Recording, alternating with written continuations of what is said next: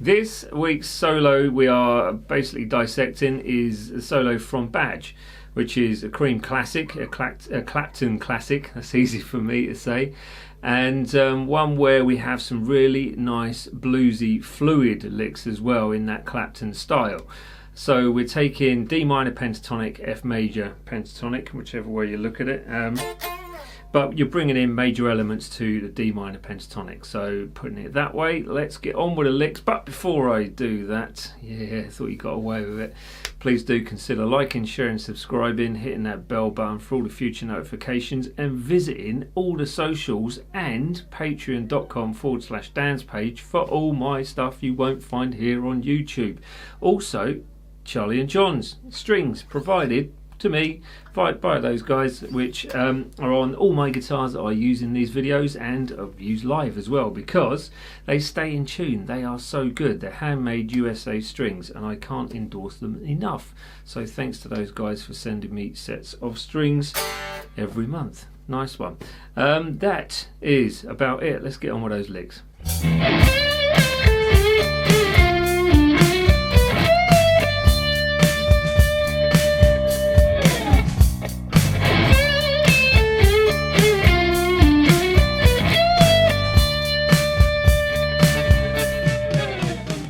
Okay, so you bend in the 13th fret on that second string, pre-bend, or you can swoop that up with vibrato if you want. These are all adaptable to whatever you want. So, and then the second strike is the same thing, but at the top of the bend. So I'm bringing that back down to the 10 on the same string. So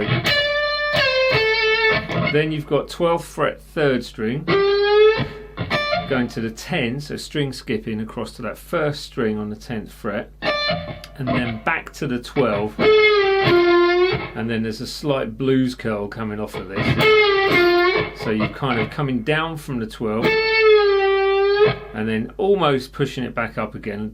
I would say ignore the full second bend on that tab, but just take it as a let down, and then maybe pull off to the 10.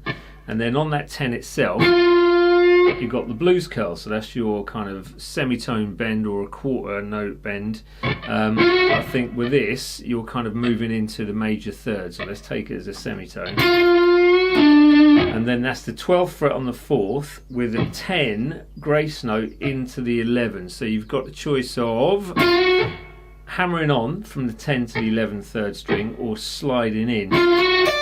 And then after that 11th fret on the third string, you're going 10 on the first, 12 on the second, and then and that's basically half or a semitone bend, pre-bend, and let that down on that first string, 12th fret, going to the 10th fret on that same string. That's lick number 1. Let's move on to lick number 2.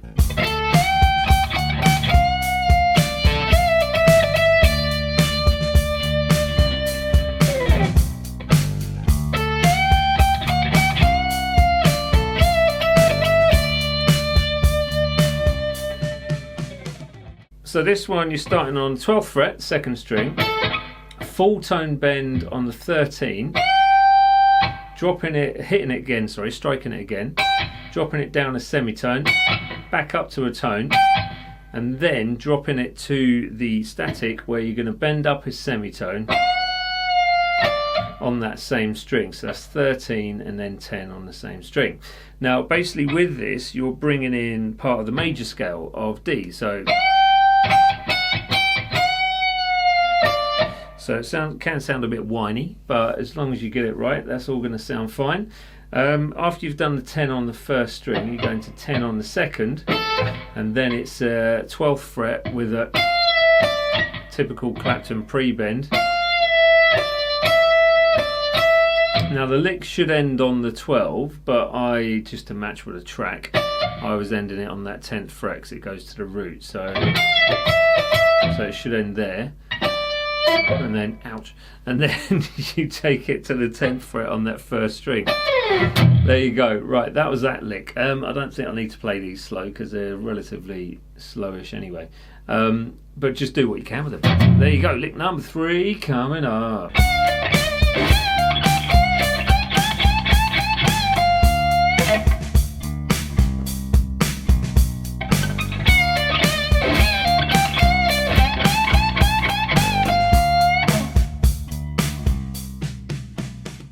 Lick 3, this is caning my fingers doing these because it's all little bends. But lick 3, basically, the 13th fret semitone bend first string. So, and that's a pre-bend, let it down onto the 15th second string with the second strike of that string, 15th fret, with vibrato if you can add that in. If you can't, don't worry about it too much for now. Then you end up with another pre-bend, and a 15th fret semitone or part way, going to the 13 on the same string, 15 on the same string, so that's the first string, with a blues curl from the 13th fret on that first string, going to the 15 on the second string. Then you got a series of 1, 2, 3, 4, 5 bends up, full tone, on that 15th fret. So, and then you end up with a to finish it with. So actually what you're playing is not that difficult, it's just getting the phrasing and continually trying to get that sort of attack on the strings with the right bend on these. So that's the difficult part. Anyway, that was lick number 3.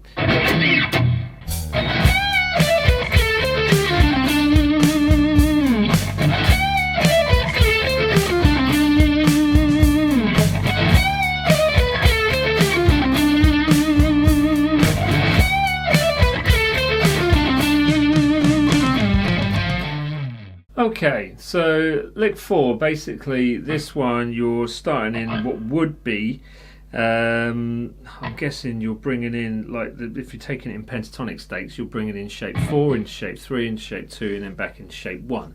But we're starting on the 19th fret of that second string. Bear with me just a second. Right, so we're starting on the 19th fret of that second string with a semitone bend. Then you're coming down to this little lick, which is 15, hammer to 7, pull off back to the 15, to the 16 on the third string. So, and then you're sliding in to the 14 on the same string, so you slide up to that. Then you go 13 second string, and then 14 second string. Slide the 14 very quickly to the 12, so it's an on the beat slide as it were on the third string, to the 10 on the third string, 12, 9, 12 with vibrato on that fourth string to finish. And that was that lick. I will play that one slightly slower. So you have 3, 4 and I'll try it again. 3, 4 and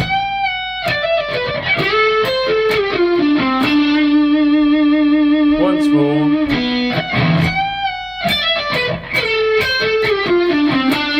So you'll notice on that I slid into the 14 from above down below, and then I went up from below to above. So you can do it both ways and it still sounds pretty nice. There you go, that is lick number 4. Let's move on to lick 5. Here it comes.